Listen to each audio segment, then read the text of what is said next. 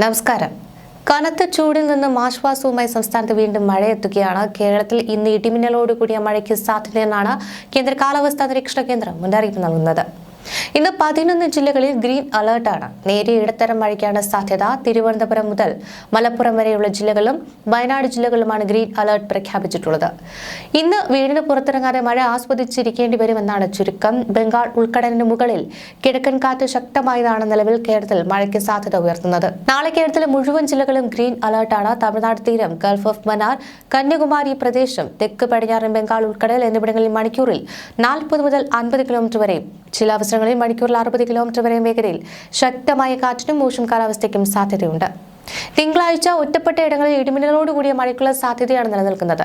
ഇടിമിന്നൽ അപകടകാരികളാണ്.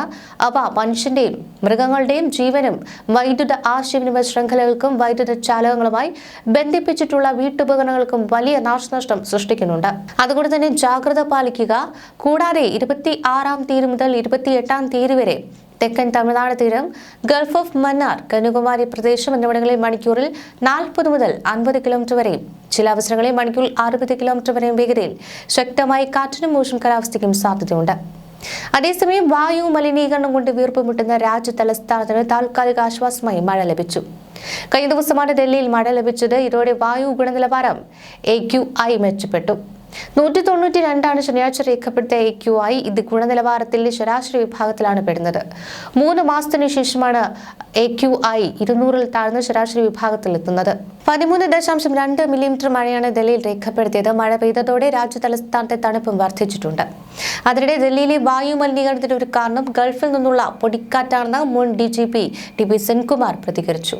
Iraq, Saudi, Kuwait എന്നീ മേഖലകളിൽ നിന്നുണ്ടാകുന്ന പൊടിക്കാറ്റുകൾ അന്തരീക്ഷത്തിൽ ഉയരത്തിൽ സഞ്ചരിച്ച് വടക്കേ ഇന്ത്യയിൽ എത്തുന്നു. ഡൽഹിയിലും ഉത്തരേന്ത്യയിലും ഈ ശൈത്യകാലത്ത് പൊടിപടലങ്ങൾ നീങ്ങിപ്പോകാതെ കെട്ടിക്കിടക്കുകയാണെന്നും സെൻകുമാർ ഫേസ്ബുക്കിലൂടെ കുറിച്ചു. വായു മലിനീകരണം ഇന്ത്യയുടെ DGPയുടെ 9% വരെ ബാധിക്കുന്നുണ്ട്. ട്രംപിന്റെ 2ാം വരവിലുള്ള താരിഫ് DGPയുടെ 1%യാണ് ബാധിക്കുന്നത്. ഏകദേശം 2 ദശലക്ഷം ആളുകൾ വായു മലിനീകരണം മൂലം മരിക്കുന്നുണ്ട്. അടിയന്തരമായി ശ്രദ്ധിക്കേണ്ട വിഷയമാണ് വായു മലിനീകരണമെന്നാണ് സെൻകുമാർ കുറിച്ചത്. കാലാവസ്ഥയിൽ വരുന്ന മാറ്റം ഏറെ ജീവനുകൾ നഷ്ടപ്പെടുവാനാണ് കാരണമാകുന്നത്. കഴിഞ്ഞ വർഷം രാജ്യത്ത് ഏറ്റവും കൂടുതൽ ജീവനുകൾ നഷ്ടമായത് ശക്തമായ മഴയും വെള്ളപ്പൊക്കവും ഇടിമിന്നലും കാരണമെന്നാണ് കേന്ദ്ര കാലാവസ്ഥാ വകുപ്പ് പറയുന്നത്. ചുഴലിക്കാറ്റുകൾ ശക്തമായിരുന്നെങ്കിലും കൃത്യമായ മുന്നറിയിപ്പ് സംവിധാനങ്ങൾ മരണനിരക്ക് കുറയ്ക്കുവാൻ സഹായിച്ചിട്ടുണ്ട്. മൊത്തം മരണങ്ങളുടെ പകുതിയോളം വെള്ളപ്പൊക്കവും ശക്തമായ മഴ തുടർന്നുമാണ് ഉണ്ടായത്. വെള്ളപ്പൊക്കത്തിനോട് ചേർന്ന് തന്നെ ഇടിമിന്നൽ വലിയ തോതിൽ മരണങ്ങൾക്ക് കാരണമായി.